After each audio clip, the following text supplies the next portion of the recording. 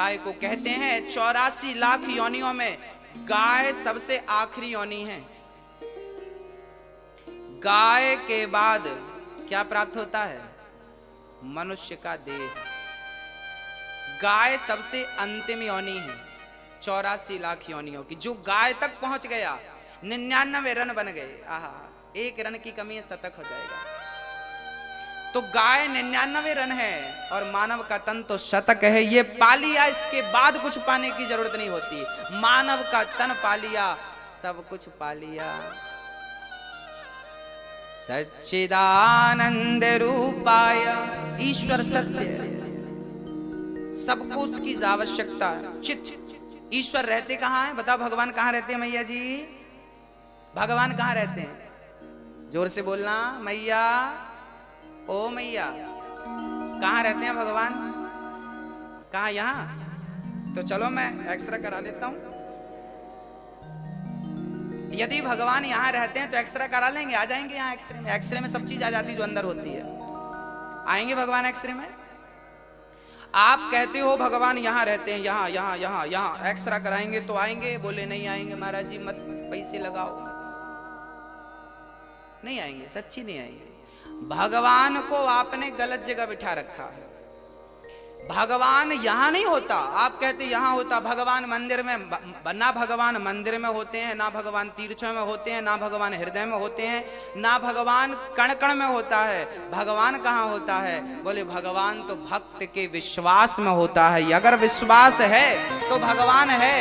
जिनको विश्वास है उन्हीं के लिए मंदिर में भगवान है। जिनको विश्वास ही नहीं उनके लिए मंदिर में पत्थर है। मंत्र जाप मम दृढ़ विश्वासा, पंचम भजन सुवेद प्रकाशा। भगवान कहां होता है? कहां होता है? विश्वास। प्रहलाद जी ने कहा कि ये भगवान है। हिरण्यकश्यपु ने कहा चल बोल, कहां तेरा भगवान? खंबा पर है। प्रहलाद जी ने इशारा कर दिया इस खंबे पे है। हिरण्यकश्यपु ने कहा इस खंबे पे है? हाँ हाँ इस खंबे पे है। जो खड़ग निकाल कर प्रहार किया, खंबा टूट गया। कहां है तेरा भगवान? अब भगवान को लगा कि यदि मैं आज नहीं निकला तो मेरे भक्त का वचन मिथ्या हो जाएगा, फिर कौन यकीन करेगा। तो भक्त के वचन को सिद्ध करने के लिए भगवान नरसिंह को प्रकट होकर यह कहना पड़ा कि मेरा भक्त जिस तरफ इशारा कर दे मैं वहीं हूं। भगवान कहां? बोले भक्त की जहां हां भगवान वहां। भक्त की हां भगवान वहां। आपकी जहां हां है, ईश्वर यहां है, बस ईश्वर वहां है। प्रेम चाहिए। दही में, दूध में मक्खन होता है कि नहीं? घी होता है कि नहीं? क्या जरूरत पड़ती है? जरूरत किस चीज की है? अब दूध को कोई लिए घूमे, भाई साहब इसमें मक्खन तो है नहीं, हमें लगता गलत दूध दे दिया, हमें मक्खन वाला दूध चाहिए।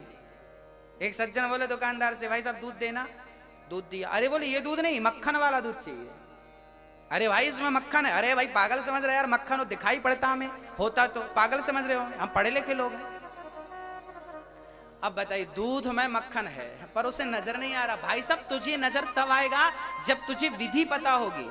दूध का दही बनता है, दही का फिर मंथन होता है, और जब मंथन होता है तो फिर आपको ऊपर ही मक्खन के दर्शन हो जाते हैं। फिर आपको अंदर हाथ डालने की भी जरूरत नहीं पड़ती।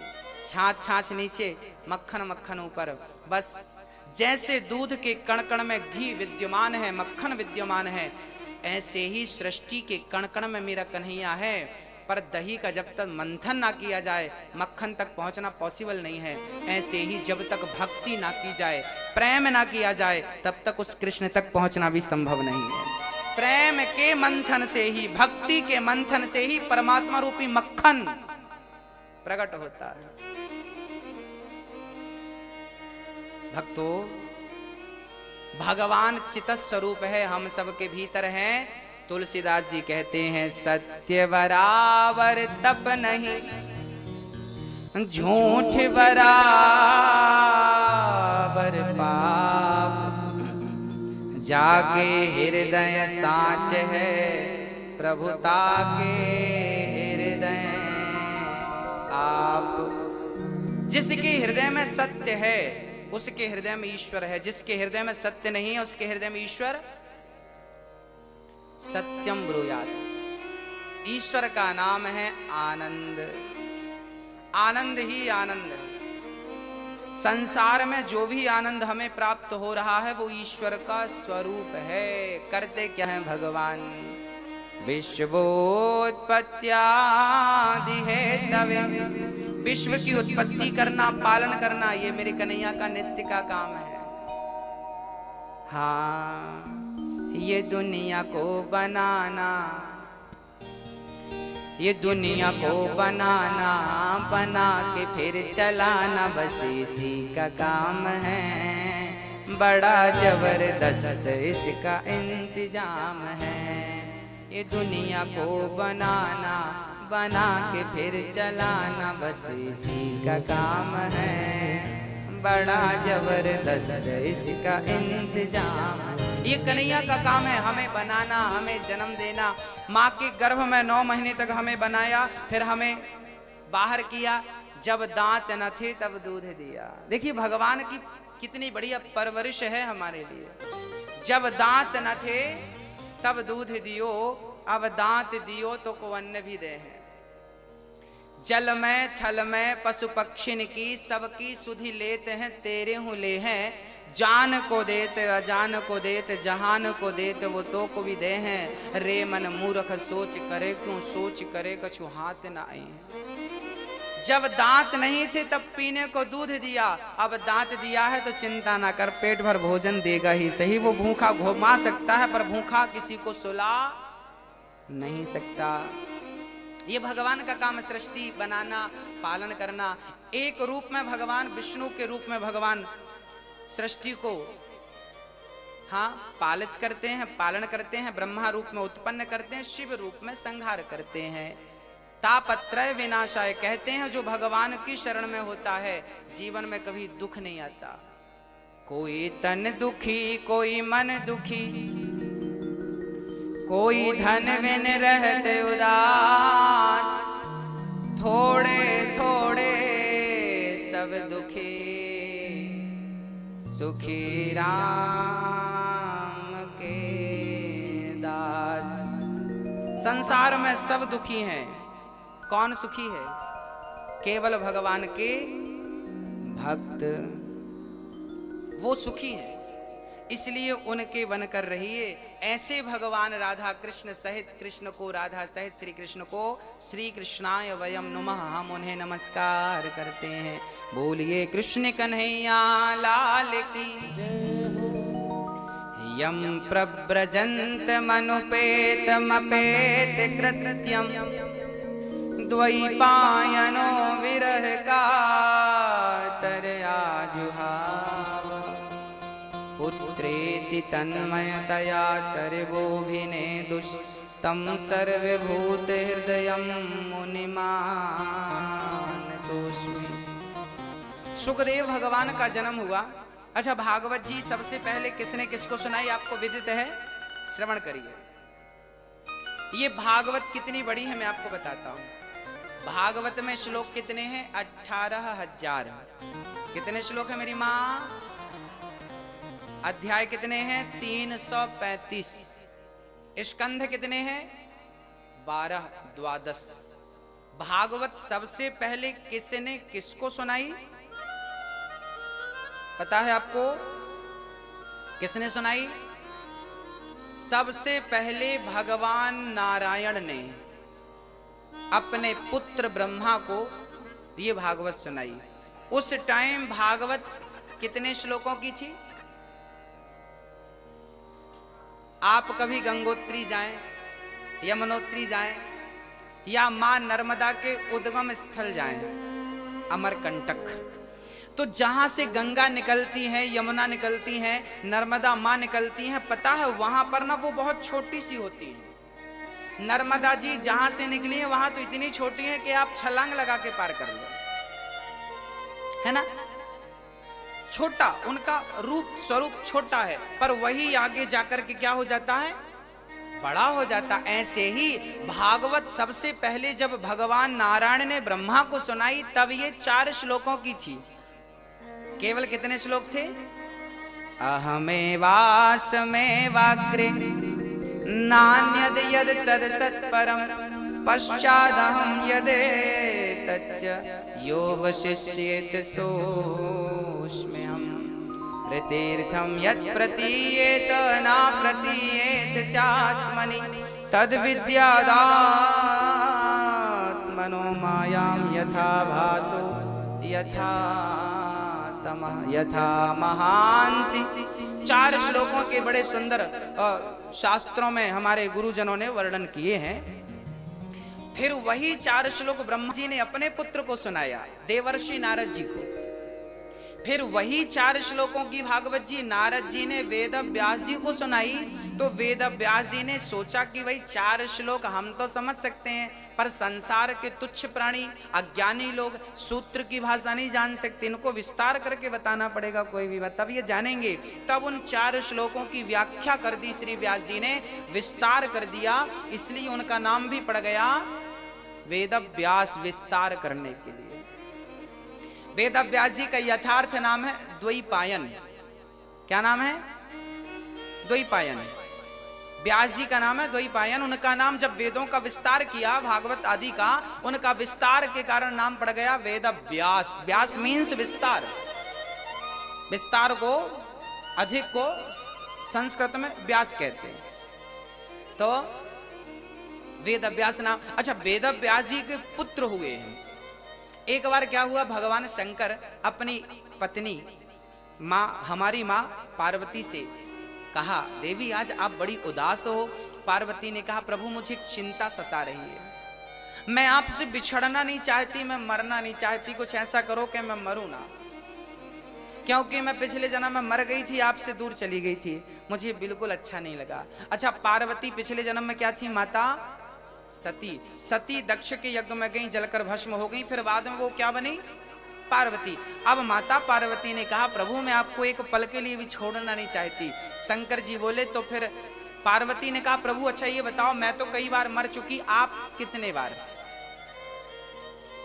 शंकर जी बोले, हम तो एक ही बार पैदा हुए हो, तब से आज तक है, हम बार बार पैदा नहीं होते, हम मरते हैं। भाई जो मरेगा वो पैदा होने की उम्मीद, मरेगा ही नहीं, सवाल ही नहीं खड़ा होता दोबारा पैदा होने का। पार्वती जी ने कहा, आपने कभी मरे ही नहीं आप? शंकर जी बोले, क्या चाहती हो हम मर जाएं? पार्वती जी बोली, हम नहीं चाहते कि आप मरें, पर ये बताइए कि आप कभी नहीं मरते, इसका राज क्या है? शंकर जी बोले, हमने अमर कथा सुन रखी है, और जो अमर कथा श्रवण कर लेता है वो कभी मरता नहीं, मृत्यु के चक्कर से सदा सदा के लिए मुक्त हो जाता है। पुनरपि जननम पुनरपि मरणम पुनरपि जननी जठरे शयनम भज गोविंदम गोविंदम भज मूढ़मते। आद्य शंकराचार्य जी ने कहा है कि जो गोविंद का भजन करता है, जो गोविंद की शरण में रहता, भज गोविंदम गोविंदम भज मूढ़मते। मूढ़मते मतलब हम, मूढ़मते मतलब अज्ञानी लोग है, अज्ञानी लोग। तू गोविंद का नाम जप, इसलिए जप ताकि तू यदि जपेगा तो आने जाने के चक्कर से, पुनरपि जननम पुनरपि मरणम, इस चक्कर से सदा सदा के लिए तू मुक्त हो जाएगा। पार्वती जी से शंकर जी ने कहा, मैंने उस नाम को बहुत जपा है, कथा सुनी है, इसलिए मैं मरूंगा ही नहीं।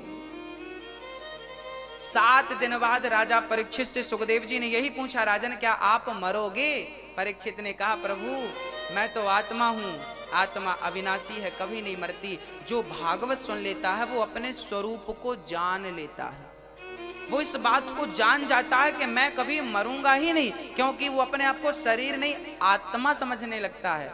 इसलिए शंकर जी ने कहा, देवी, पार्वती जी ने कहा, तो हमें भी वो कथा सुनाओ जिससे आप मरते नहीं हैं। शंकर जी बोले, चलो।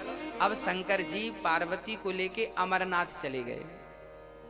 अमरनाथ के जंगल में डमरू बजाई, सारे पशु पक्षी भाग गए, पर एक छोटा सा शुक मीन्स तोता। अच्छा, ये तोता कौन था? जब राधा जी धराधाम में लीला करने आई, आज शायद बात होगी आपके उनसे, 84 बात होगी आज या कल। आज कहां कहां चलेंगे मैं आपको बता। अच्छा, मैं 2 दिन की रूपरेखा बता देता हूं। इन 2 दिन में हो सकता कुछ जगह आज जाए, कुछ जगह चले, इसलिए मैं समझा देता हूं।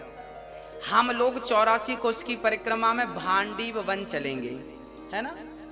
कहां चलेंगे? भांडी वन में क्या हुआ था? भांडी वन में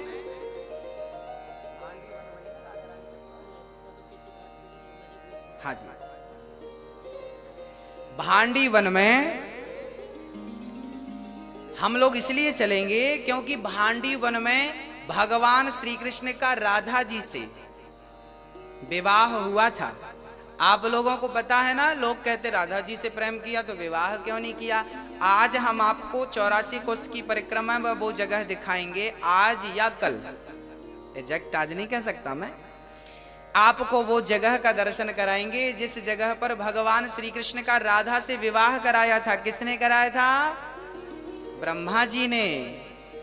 किसने लिखा है इस बात को? गर्गाचार्य जी ने। गर्गाचार्य जी गर्ग संहिता में इस बात को लिखते हैं। राधा जी का जिस स्थान पर विवाह हुआ था उस जगह का दर्शन करने का हमें सौभाग्य मिलेगा। भक्तों, अब एक जगह और है भरतौड़ बिहारी जी, जहां आज, अब मैं आपको रूपरेखा बता रहा हूं, अब यहां इनमें से कहां आज जाते हैं कहां कल, वो आपको हम वही बताएंगे। इसमें से एक दर्शन आज आपको हो सकता है भरतौड़ बिहारी जी का। ये वृंदावन का वो मंदिर है। मैं कथा में एक बार आपको, अच्छा, भागवत में जितनी कथाएं आपने सुनी है वो सारी लीलाएं उस जगह पर हुई हैं। वो कथाएं आपको मैं बताऊंगा, आपको याद आता जाएगा। एक बार क्या हुआ था ना, भगवान गाय चराने गए। गाय चराने के लिए भगवान श्री कृष्ण गए तो भगवान को जंगल में बड़ी भूख लगी, तो वहां पर यज्ञ कर रहे थे, बहुत सारे पंडित जी यज्ञ कर रहे थे। भगवान ने पंडित जी से कहा, पंडित जी हमें भोजन कराइए, बड़ी भूख लगी है। पंडित जी स्वाहा स्वाहा स्वाहा, पंडित जी ने उनको, चूंकि यज्ञ करता ब्राह्मण बोलता नहीं है ना, मौन रह के करना। अब पंडित जी बोल तो नहीं रहे थे, अब बच्चों को अब बच्चे तो बच्चे हैं, खीर रखी थी तो बच्चों ने हाथ डाल लिया यज्ञशाला में। अब पंडित जी ने जो लाठी उठाई और दौड़ा, सारे बच्चे भागे, कन्हैया जी भागे। कन्हैया बोले, लाला आज तो भूखी रहना पड़े, पंडित जी तो कुछ ना देवे। अब पंडित जी स्वाहा स्वाहा किसके लिए कर रहे हैं? भगवान को खिलाने के लिए। और खास भगवान खुद चल कर आया तो लठ मार के भगा दिया। अब यज्ञ करने वाले पंडितों की पंडितानी थी। कहते ना, माँ के अंदर बड़ी ममता होती है। वो पंडितानी देख रही थी कि बच्चे बड़े भूखे और बड़े सुंदर हैं और इन बच्चों को भोजन। अब पंडितानी ने जल्दी से बच्चों को, बेटा यहाँ आओ यहाँ आओ। अब पंडितानियों ने बुलाया और जल्दी से बढ़िया खीर बनाई और बढ़िया हलवा बनाया, बढ़िया पूड़ी बनाई और ठाकुर जी को गोद पर बिठा के, यज्ञ करने वाले वो स्वाहा ही स्वाहा करते रह गए और इन्होंने तो बढ़िया गोद पर बिठा के जगत के पालनहार को खिलाया अपने हाथ से। अब पंडित जी ने देखा मेरी पंडितानी खिला रही है, अभी आता हूं, खैर नहीं तेरी। अब पंडितानी ने घूंघट कर लिया, उस तरफ देखेंगे नहीं। अब पंडितानियों ने बड़े प्यार से मेरे कन्हैया के लिए भोजन बनाया और भोजन कराया। और जब भोजन करके जाने लगे भगवान, तो जिस जगह पर पंडितानियों ने भगवान को गोद पर बिठाकर भोजन कराया था उसी मंदिर का नाम है भरतौड़ मंदिर, जो 84 कोश की यात्रा में आज या कल आपको दर्शन होगा। वो जगह, फिर वो कथा भागवत में आएगी 10वें स्कंध में, आपको सुनाऊंगा एक बारी और। पंडितों को फिर दर्शन भगवान ने नहीं दिया। फिर वो जब भगवान चले गए तब हवन करते ब्राह्मणों को आकाशवाणी हुई, अरे पंडितों, जिसके लिए तुम हवन कर रहे हो वो तो तुम्हारे द्वारे पर आया, तुमने डांट कर भगा दिया। अब तो सारे पंडित रोने लगे, प्रभु अपराध हो गया, हम आपको पहचान नहीं सके, बड़ी गलती हो गई, क्या करें प्रभु। तब भगवान ने कहा, अपनी पत्नियों का दर्शन करो, तुम्हारी पत्नियों का दर्शन करोगे तो तुम्हारी पत्नियों में ही अब भगवान का दर्शन होगा। तब वो पंडित लोग जाकर अपनी पत्नियों का दर्शन किया कि तेरी गोद सफल हो गई, जो तेरी गोद में आज जगत का पालनहार बैठ गया और तेरे वो हाथ सफल हो गए जिन हाथों से तूने जगत के पालनहार को भोजन करा दिया। तब अपनी पत्नियों का दर्शन किया। भगवान को फिर भी दर्शन, भगवान का दर्शन नहीं हुआ पंडितों को। फिर आप कितना भी यज्ञ कर लो, कितना भी कुछ कर लो, पर आपके भीतर प्रेम नहीं है, क्योंकि मिला ही न रघुपति बिनु अनुरागा, कि ये जोग जप ज्ञान विरागा। हाँ हाँ, आज यमुना पूजन के साथ हम लोग यात्रा उठाएंगे। यमुना पूजन के बाद हम बेलवन लक्ष्मी मंदिर चलेंगे, माट भांडीर वन चलेंगे, बंसीवट चलेंगे। बंसीवट कौन सा वट है जानते हैं?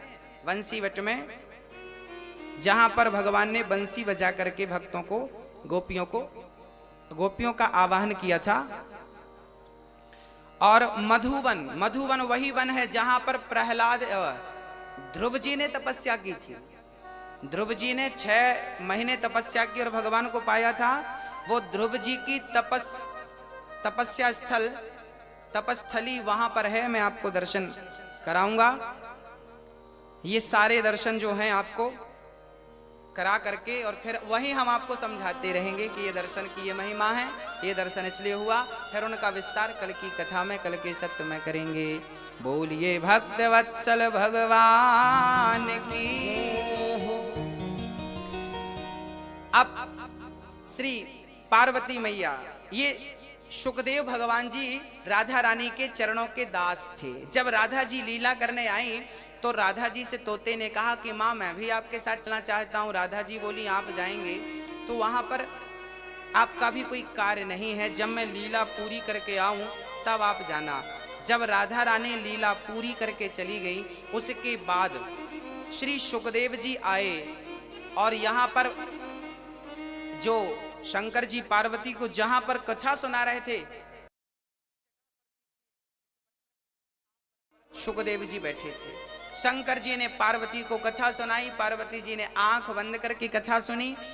उन्हें निद्रा आ गई, पार्वती जी सोने लगी। अच्छा, शर्त ये थी कि आप सो रही हो कि सुन रही हो इसकी जानकारी कैसे लगेगी? तो हुंका देना था। एक राजा था, आप भी हुंका देती जाओ, नहीं तो फिर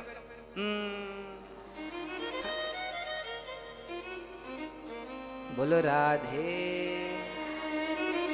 आप लोग भी हुंका देते जाना, थके हैं आप लोग, नींद आ सकती है। शंकर जी हुंका सुनते गए। अच्छा, पार्वती जी सो गई ना तो तोता हुंका देना शुरू कर दिया। और जब तोते ने हुंका दिया, कथा पूरी हुई, शंकर जी ने जयकारा लगाई, बोलिए वृंदावन बिहारी। अब उनकी नींद खुली। पार्वती जी ने कहा स्वामी जी आगे क्या हुआ, फिर क्या हुआ? शंकर जी ने कहा कथा तो पूरी हो गई, आप कहाँ थी? मैं सो गई थी। अच्छा, तो फिर हुंका तो बराबर मिला, जवाब किसने दिया? अब शंकर जी ने पलट कर देखा तो तोता बैठा था। शंकर जी ने त्रिशूल निकाला, चोरी से तुमने कथा सुनी। त्रिशूल निकाल कर दौड़े। व्यास जी की पत्नी मासिक धर्म से निवृत्त होकर के अपने केस सुलझा रही थी। वो तोता दौड़ता हुआ आया, उड़ता हुआ, और माँ के गर्भ में, व्यास जी की पत्नी के मुख से गर्भ में चला गया। शंकर जी ने कहा देवी हमारा चोर तुमने अंदर स्थान दिया है, अपने गर्भ में जल्दी से निकालो। व्यास जी की पत्नी ने कहा शंकर जी आपका चोरी क्या हो गया? आपके पास ऐसा क्या है कि कोई चुराएगा? चोर सारे मंदिरों में जाते हैं, शंकर जी के मंदिर में नहीं जाते। चोरों को शंकर जी के मंदिर में मिलेगा ही नहीं। और शंकर जी भी बड़े भोले भाले हैं। एक बार एक चोर शंकर जी के मंदिर में पहुंच गया, कुछ नहीं मिला तो शंकर जी के ऊपर घंटा लटक रहा था, टन टन टन, बड़ा। चोर को लगा यार इसको बेचूंगा तो मिल जाएगा 2-4 हजार रुपए। अब घंटा निकालने लगा, पर शंकर जी के ऊपर कोई चेयर वगैरह नहीं थी कि पांव छड़के निकाले। अब कुछ था नहीं तो उसने शंकर जी की पिंडी पर, शिवलिंग पर, शंकर जी पर खड़ा हो गया और शंकर जी के ऊपर खड़ा होकर घंटा उतारने लगा तो शंकर जी प्रकट हो गए। बेटा दुनिया पुष्प चढ़ाती है, आज तूने अपने आप को चढ़ा दिया, मैं बहुत प्रसन्न हूं, बोल क्या चाहता है? पर चोर की बुद्धि भी भ्रष्ट थी। चोर ने कहा कुछ नहीं चाहता है, घंटा उतरवा दो बस। ये घंटे पे हाथ लगवाओ तो ये उतर जाए, तो 2-4 हजार का काम बने। जो सत्संगी नहीं है उससे मांगना भी नहीं आता, याद रखिएगा। मांगना भी सबको नहीं आता, पता है? हम लोग तुच्छ सी चीजें मांगते हैं। भगवान के सामने, भगवान के दरबार में जाकर कभी छोटी छोटी चीजें नहीं मांगनी चाहिए। क्या मांगना चाहिए? हाँ मैया, क्या मांगना चाहिए? भगवान से कभी कुछ नहीं मांगना चाहिए। कन्हैया हम तुझसे मांगने नहीं आए, हम तुझसे तुझको मांगने आए हैं, आपसे आपको मांगने आए हैं। हम आपसे चाहते हैं, आपको चाहते हैं, आपसे नहीं चाहते। हम आपसे क्या करेंगे चाह करके? हमें कोई चाह नहीं है, इच्छा नहीं है। हमें सब तो दिया मेरे बिहारी जी ने, बिना मांगे दिया। अब क्या चाह बताओ? वृंदावन का वास दे दिया 7 दिन के लिए, और क्या चाहिए? यहां पर तो हमारे रसिक भक्त कहा करते हैं कि प्रभु नाली का पानी पीना पड़े तो मैं नाली का पानी पी लूं, भक्तों का जूठन खाना पड़े, आप पत्तल में खा के जो फेंक देती हो वो चाटना पड़े, खाना पड़े, मैं वो खा लूंगा, पर बिहारी जी मुझे ब्रज से कभी दूर मत करना, मैं जूठन खा लूंगा। मैं आपकी रज नहीं छोड़ना, मतलब मैं वृंदावन को नहीं छोड़ना चाहता। ऐसी बात यहाँ के रसिक भक्त कहा करते हैं।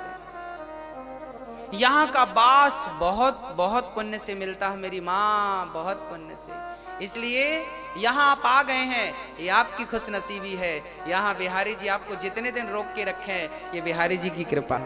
चल पड़े यम प्रव्रजंत मनुपेत मपेत कृत्यम। यम सुखदेव जी, सुखदेव जी जब चले तो व्यास जी ने रोका। पुत्रेति तन्मयतया, पुत्र पुत्र, बेटा रुक जाओ, तुम जन्म लेते ही निकल पड़े भाई, शादी विवाह कर लो, बच्चे आदि कर लो, फिर चले जाना। सुखदेव जी बोले प्रभु माया के जाल में कोई एक बार उलझ जाए तो उलझ जाता है, पर सुलझता नहीं है। इसलिए मैं आज आप भजन करने जा रहा हूं और गोविंद को छोड़कर मैं भोगों की ओर नहीं आना चाहता। कुछ स्त्रियां वहां पर निर्वस्त्र होकर स्नान कर रही थीं, देवांगनाएं। जब सुखदेव जी वहां से निकले उन्हें लज्जा नहीं आई, परंतु व्यास जी जब वहां से निकले तो गोपियों ने वस्त्र धारण कर लिए। व्यास जी ने कहा वाह, मेरा जवान बेटा गया, तुम्हें लज्जा नहीं आई और मुझे देखकर लज्जित होती हो। तब उन कन्याओं ने कहा सुखद व्यास जी, आपके पुत्र को यह भी नहीं पता कि स्त्री और पुरुष में भेद क्या है, आपको सब पता है। इस संसार में ब्रह्मा की सृष्टि में केवल सुखदेव जी एक ऐसे थे जिन्होंने काम क्रोध को जीत रखा था। आज हमारी एक मैया नाराज हो गई, गुरुजी 2 घंटे हो गए हमें खड़े, कोई सुनवाई नहीं हो रही है, हम जा रहे हैं वापस, हम जा रहे हैं।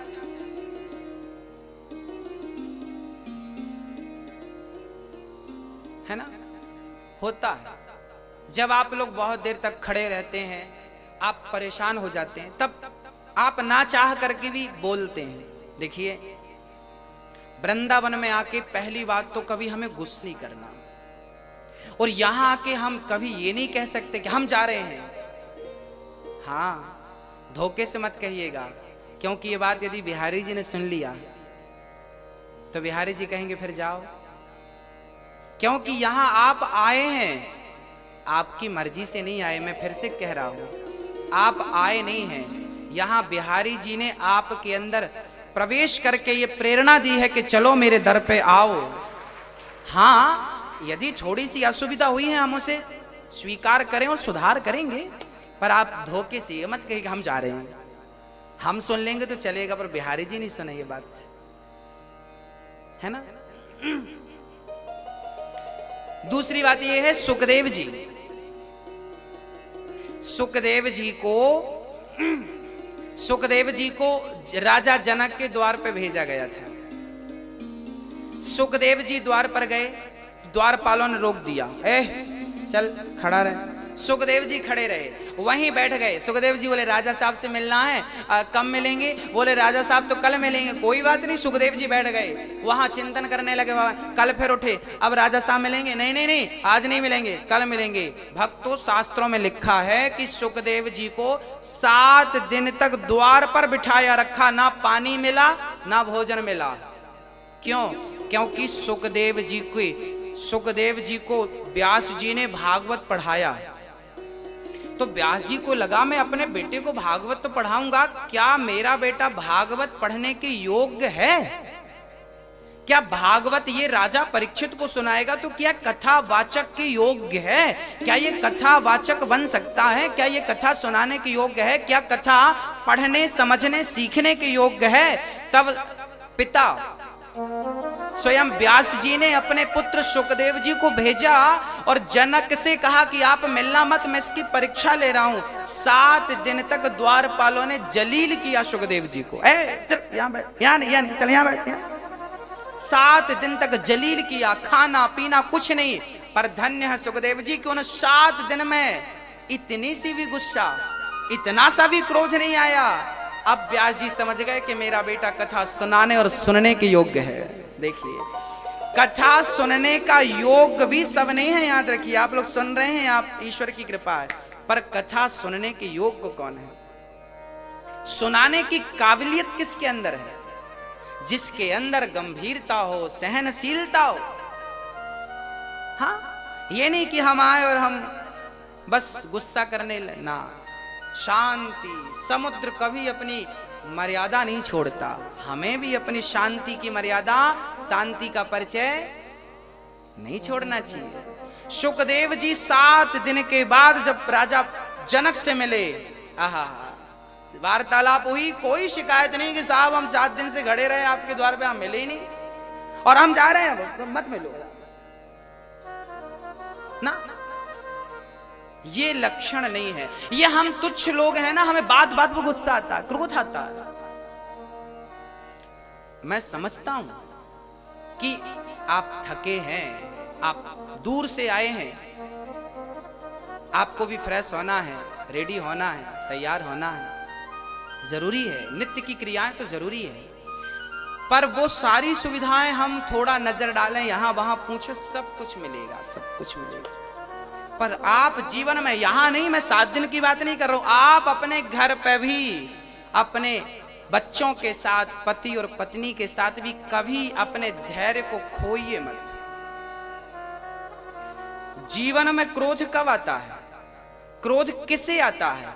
जिसने धैर्य को खो दिया, उसे क्या आएगा? क्या आएगा? क्रोध आएगा। जिसने धैर्य रखा, श्रद्धा और सबूरी, श्रद्धा ईश्वर पे क्या हो? श्रद्धा हो और सब्र हो। कहते हैं ना, सब्र का फल क्या होता है? हाँ, उस मिठास तक तब पहुंचेंगे जब सब्र रखेंगे।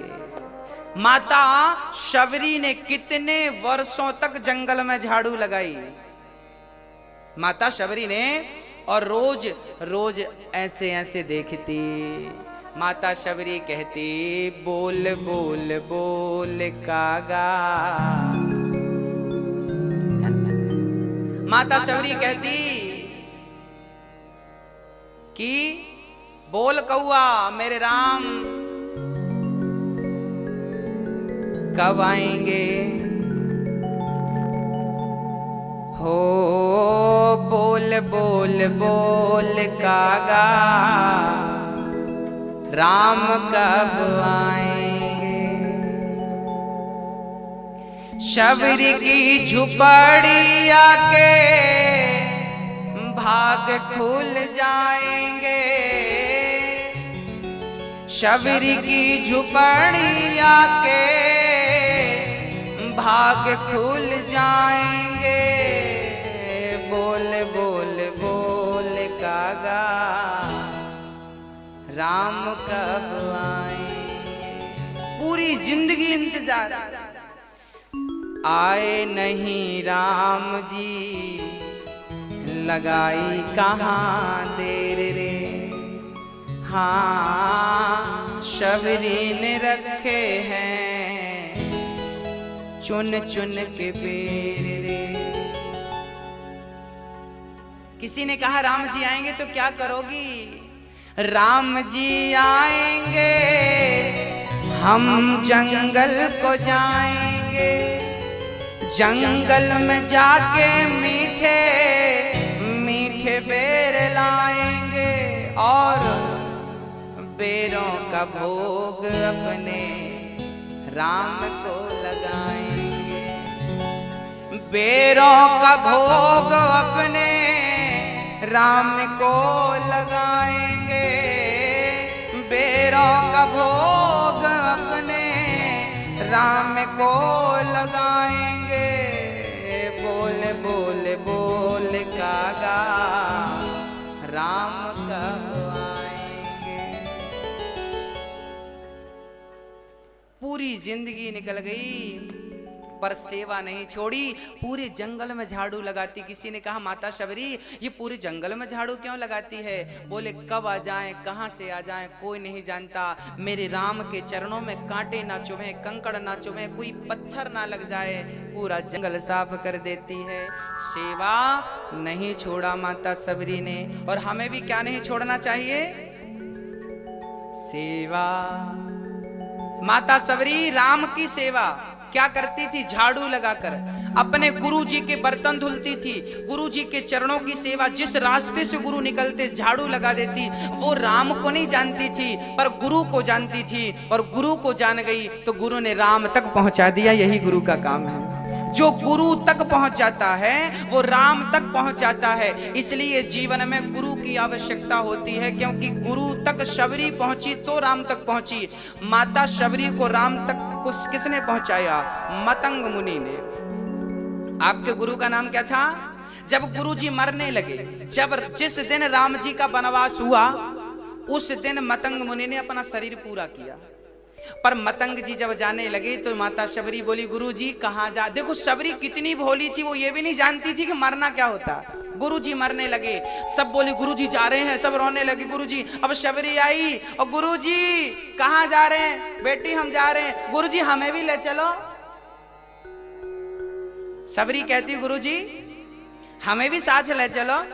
गुरुजी बोले बेटी अभी तू मत जा, अभी मैं जा रहा हूँ। शबरी बोली प्रभु गुरुजी मेरे तो माई बाप आप हो और आप ही चले गए, मैं किसके भरोसे रहूंगी, मैं कैसे रहूंगी प्रभु। तब गुरुजी ने कहा शबरी तू अपनी कुटिया पर रहना और बस रोज झाड़ू लगाकर राम का रास्ता साफ करते रहना, वो राम आएंगे। शबरी बोली कि आएंगे तो मैं पहचानूंगी कैसे गुरुजी? गुरुजी ने कहा दो भाई होंगे, एक गोरा होगा एक सांवला होगा और दोनों के हाथ में धनुष और बाण होंगे। आप जब जिसको देखना और जिसको देखने से नेत्रों में जल आ जाए, प्रेम उमड़ जाए, समझ लेना कि वही मंजिल है जहां तुम्हें पहुंचना है, वही राघव है। और शबरी माता झाड़ू लगाती और गुरु के वचनों पर विश्वास कर लिया कि गुरु ने कहा है तो आएंगे जरूर। बस क्या कहा है? गुरु ने कहा है तो आएंगे जरूर। बस सब भूल गई, दुनिया को छोड़ दिया, बस झाड़ू लगाने का गुरुजी ने कहा है। झाड़ू लगाती और राम का वही चिंतन। गुरुजी ने कहा सांवले हैं, धनुष बाण है, तो वो सांवले रंग का चिंतन करती, धनुष बाण का चिंतन करती और बस वो देखती बुढ़ापा आ गया। आज जब साधु संतों के बीच में राम जी पहुंचे, साधुओं ने कहा प्रभु आप हमारी कुटिया में चरण रखो। राम जी ने कहा पहले मेरी शबरी माता का घर बता दो। शबरी माता कहाँ है? पहले मैं उनकी कुटिया पे जाऊंगा। जो बड़े बड़े तपस्वी संत थे जिनको अपनी तपस्या का अहंकार था, आज उनका अहंकार नष्ट हो गया कि भगवान तपस्वियों के घर नहीं प्रेमियों के घर पहले जाया करते हैं। इसलिए इतनी कृपा सांवरे बनाए रखना,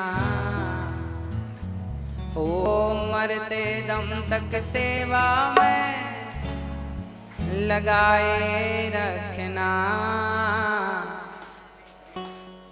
इतनी कृपा। दोनों हाथ उठाकर मस्ती से, यदि आप मस्ती से ठाकुर जी से प्रार्थना करेंगे तो प्रभु आपकी भी सेवा स्वीकार करेंगे।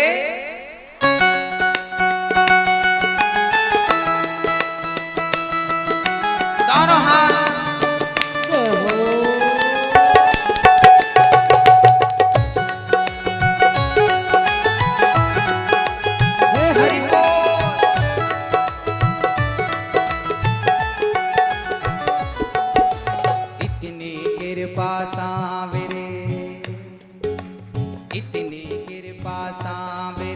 बनाए रखना, इतनी कृपा सांवरे बनाए रखना। मरते दम सेवा में लगाए रखना। दम तक सेवा में लगाए रखना। मरते दम तक सेवा में लगाए रखना। हो मरते दम तक सेवा में लगाए रखना।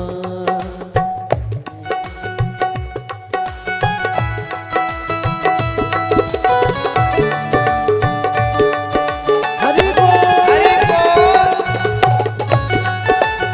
जय हो।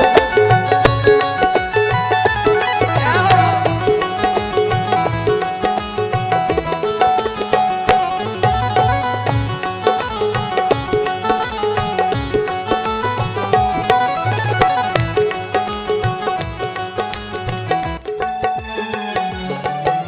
मैं तेरा तू मेरा कान्हा तू राजी मैं राजी। मैं तेरा तू मेरा कान्हा तू राजी मैं राजी। हे कन्हैया, मैं तेरा तू मेरा कान्हा तू राजी मैं राजी। मैं तेरा तू मेरा कान्हा तू राजी मैं राजी। तेरे नाम पे लिख दी मैंने इस जीवन की बाजी। तेरे नाम पे लिख दी मैंने इस जीवन की बाजी। हे कन्हैया, आज मैं अपने नाम की रजिस्ट्री तेरे नाम कर रहा हूं। आज से मैं तेरा और तू मेरा। मैं तेरा तू मेरा कान्हा तू राजी मैं राजी। तेरे नाम पे लिख दी मैंने इस जीवन की बाजी। इस जीवन की बाजी। मैं तेरा तू मेरा कान्हा तू राजी मैं राजी। मैं तेरा तू मेरा कान्हा तू राजी मैं राजी। तेरे नाम पे लिख दी मैंने इस जीवन की बाजी। तेरे नाम पे लिख दी मैंने इस जीवन की बाजी। अब लाज तुम्हारे हाथ, अब लाज तुम्हारे हाथ है बचाए रखना। लाज तुम्हारे हाथ है बचाए रखना। मरते दम तक सेवा में लगाए रखना। हो मरते दम तक सेवा में लगाए रखना। इतनी कृपा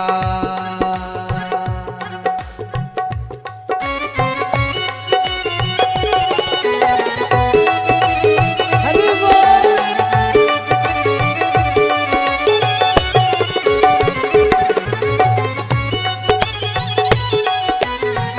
सारा हाथ उठाइए प्यार से।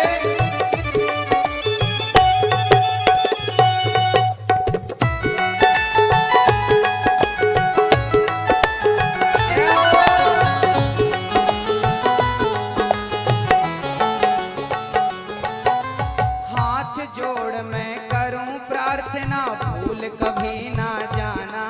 हो हाथ जोड़ मैं करूं प्रार्थना भूल कभी ना जाना। तेरे दर पर बना रहे बस मेरा आना जाना। तेरे दर पर बना रहे बस मेरा आना जाना। हे कन्हैया, मुझे कभी भूल मत जाना प्रभु, और तेरे दर पर मैं आता रहूं, तेरा दर्शन बार बार करता रहूं। हाथ जोड़ मैं करूं प्रार्थना भूल कभी ना जाना। तेरे दर पर बना रहे बस मेरा आना जाना। हो मेरा आना जाना, मेरा आना जाना। हाथ जोड़ मैं करूं प्रार्थना भूल कभी ना जाना। हाथ जोड़ मैं करूं प्रार्थना भूल कभी ना जाना। तेरे दर पर बना रहे बस मेरा आना जाना। तेरे दर पर बना रहे बस मेरा आना जाना। दिन पर दिन ये सिलसिला बढ़ाए रखना। दिन पर दिन ये सिलसिला मरते दम तक सेवा में लगाए रखना। मरते दम तक सेवा में लगाए रखना। और कन्हैया से प्रार्थना क्या है? जन्म जन्म तक तेरा मेरा साथ कभी ना छूटे। जन्म जन्म तक तेरा मेरा साथ कभी ना छूटे। छूट जाए सांसों की लड़ियां नाम कभी ना छूटे। छूट जाए सांसों की लड़ियां नाम कभी ना छूटे। जन्म जन्म तक तेरा मेरा साथ कभी ना छूटे। जन्म जन्म तक तेरा मेरा साथ कभी ना छूटे। छूट जाए सांसों की लड़ियां नाम कभी ना छूटे। हो नाम कभी ना छूटे। नाम कभी ना छूटे। जन्म जन्म तक तेरा मेरा साथ कभी ना छूटे। जन्म जन्म तक तेरा मेरा साथ कभी ना छूटे। छूट जाए सांसों की लड़ियां नाम कभी ना छूटे। छूट जाए सांसों की लड़ियां नाम कभी ना छूटे। गोदी में हाँ गोदी में अनिरुद्ध को गोदी में अनिरुद्ध को बिठाए रखना। गोदी में अनिरुद्ध को बिठाए रखना। मरते दम तक सेवा में लगाए रखना। मरते दम तक सेवा में लगाए रखना। मरते दम तक सेवा में लगाए रखना। इतनी कृपा सावरे बनाए रखना। इतनी कृपा सावरे बनाए रखना। मरते दम तक सेवा में लगाए रखना। ओ मरते दम तक सेवा में लगाए रखना। मरते दम तक मरते दम तक सेवा में लगाए रखना। बोलिए भक्त वत्सल भगवान की। मरते दम तक प्रभु आपकी सेवा में। जन्म जन्म तक तेरा मेरा साथ कभी ना